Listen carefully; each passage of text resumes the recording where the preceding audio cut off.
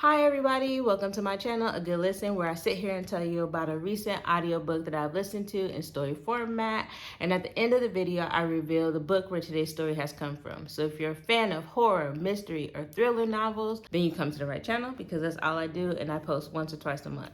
Now today's story is another haunted house story, but it's not your typical haunted house story. It's supposed to give you more of Casper the Friendly Ghost, Ghostbuster vibes, rather than like the Haunting in Connecticut or Conjuring vibes. It's not intended to leave you hypersensitive to noises around you after you finish reading or listening to the story, and it's not intended for you to have nightmares afterwards. So without further ado, let's get into today's story. Allison is the proud owner of an old Victorian guest home. She lives inside this guest home with her young daughter and two resident ghosts that she is very much aware of. She can see and hear these resident ghosts, but she hasn't always had the ability to see or hear ghosts. Back when she bought the old Victorian guest house, it actually was just an old Victorian home. She decided to renovate this home to make it a guest house for business opportunities. And it was during these renovations that she had an accident. She got injured. A bucket of wall compound fell on top of her head. And when she came to, she was able to see two spirits right in front of her. These spirits' names were Paul and Maxine. It was around the same time that she found out that her young daughter and her own mother also have the ability to see and speak to spirits, and they've been able to do this all their lives. Fast forwarding to today's story, Allison and her best friend Jeannie are walking up to a local bakery in their town, and they are confronted by the town's homeless man. He's very well known, and to Allison's knowledge, he's the only homeless man in their town, and his name is Everett.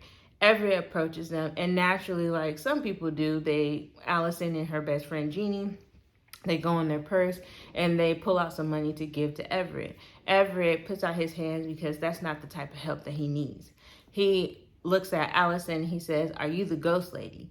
Now, Allison is aware that people around the town, whispers and rumors go about her guest house, and they all call her the ghost lady kind of behind her back, but she's aware of what her name is around town. So she obliges Everett and she says, "Yes, I am the ghost lady." And he said, "Well, I need your help." Allison says, "How can I help you?" Everett explains that he's being haunted by some ghosts and he needs her to get rid of it. Allison explains to him that she can't help him get rid of these ghosts. After some back and forth between them two, she repeats that she cannot help him get rid of these ghosts. Everett is kind of upset, and he takes the money that Allison and her best friend Jeannie still have out in their hand to give to him. He takes that money and he walks away, like I said, kind of with an attitude, because now even the ghost lady can't help him with his ghost problem. When Everett leaves, Everett is kind of replaced with a woman named Karen. Karen is known around this town as well as being like the Stanford wife, kind of stuck up. She is definitely the ringleader of the PTA. Now, it's not really called the PTA in the story, but for the sake of this retelling, I'm going to refer to it as the PTA. She's the ringleader of the PTA moms. And her name, as we all know, Karens, have a bad rep nowadays, and her name is very fitting for those types of women with those particular characteristics. Not all Karens are bad, but this one is stereotypical. So Karen asks Allison, she said, "Well, why can't you help Everett?" Now, this throws Allison off for two reasons. One, because her question alone is off-putting. And then two, it reveals that Karen was actually eavesdropping into her conversation with Everett. And Allison asks her that. She says, "Were you listening into our conversation?" Karen says, "No, I wasn't listening in. I was just in close proximity and kind of just overheard what you guys were talking about. I wasn't necessarily eavesdropping into the conversation." Jenny and Allison, they both are like, "Yeah, right." They know that that's not true. However, they continue on with the conversation. Allison explains to Karen, like she did Everett, I can't help him. Like, I can't help him with his ghost problem. Karen is confused. She's like, why not? You're the ghost lady. Now, Allison was willing to take that from the town's homeless man, but she wasn't willing to take it from Karen. And she told Karen as much.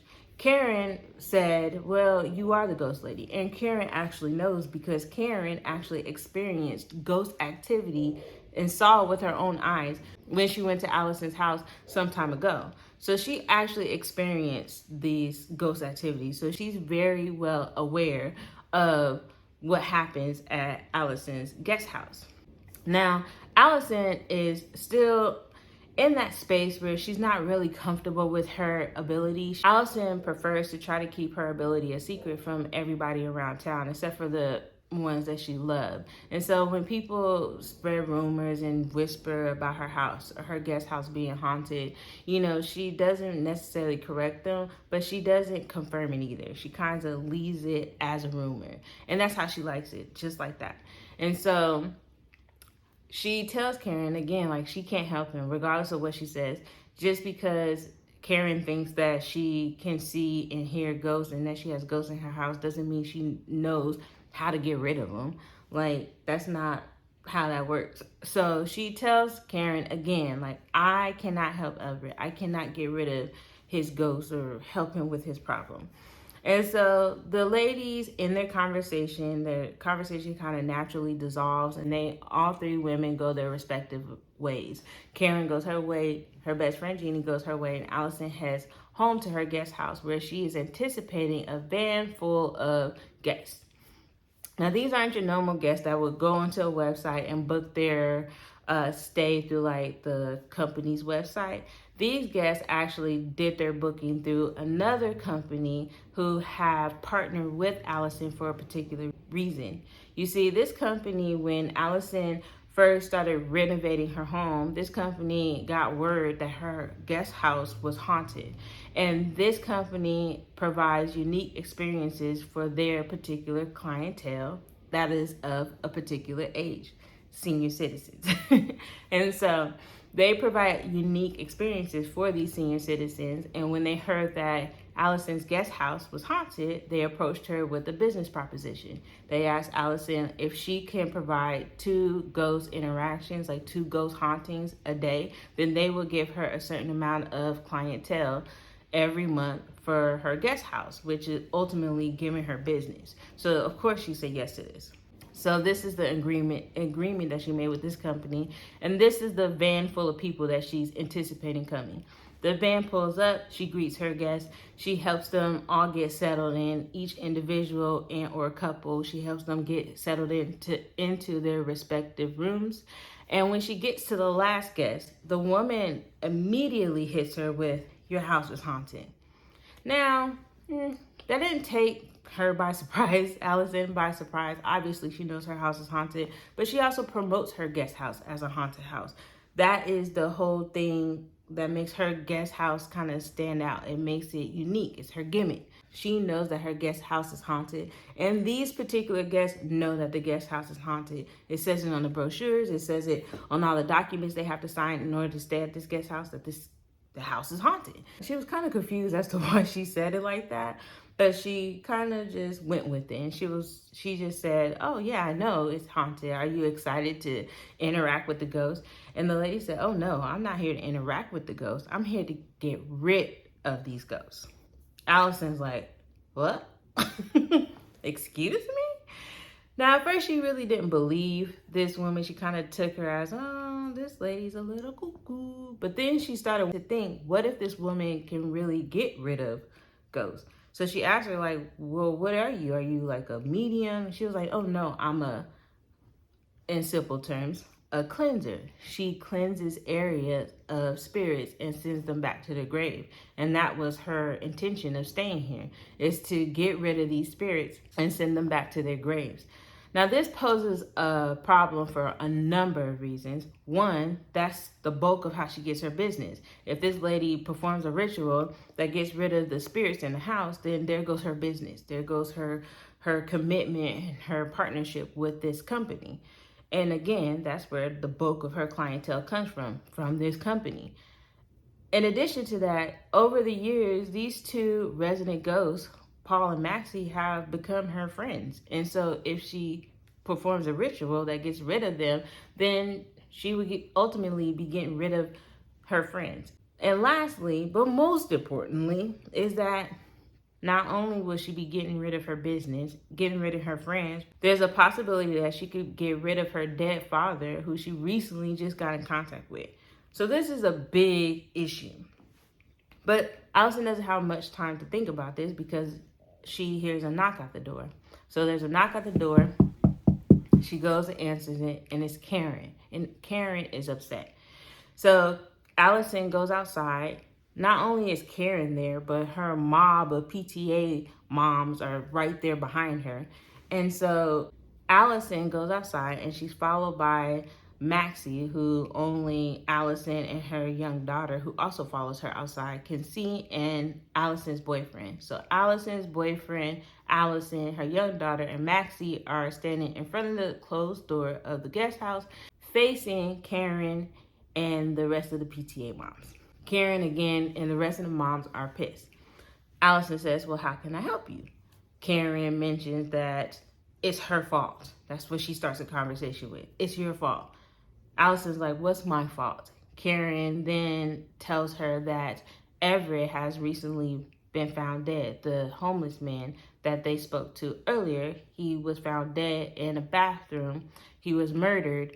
And when the police searched the surveillance cameras that faced the bathroom, not in the bathroom, but just faced the bathroom, the only person that they're seeing going in and out of that bathroom for the several hours before Everett went into the bathroom and the several hours after Everett went into the bathroom was Everett. Nobody else went in or out that bathroom that they could see on the surveillance footage. In addition to that, the bathroom was completely locked up, and so are the windows.